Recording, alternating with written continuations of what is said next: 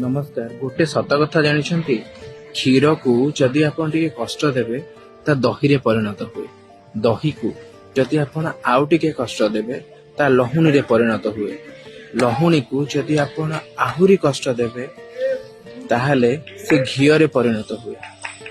किंतु क्षीरर दाम ठू दहीर दाम बहुत अधिका। दहीर दाम ठू लहुणीर दाम अधिका। लहुणीर दाम ठू घीर दाम भी अधिका। थरे कंपैरिजन करिकी देखंतु दही दाम आ घीओ दाम भितर आकाश पातलर तफात है। सेमिति जदि आपण आज परिश्रम करूछंती ना, आज जो लेवल थांतु ना काहेकि जदि आपण जेते मेहनत करिवे लाइफ रे सेते ऊपर उठिबे आ सेते आपनक दाम भी बढ़िबो।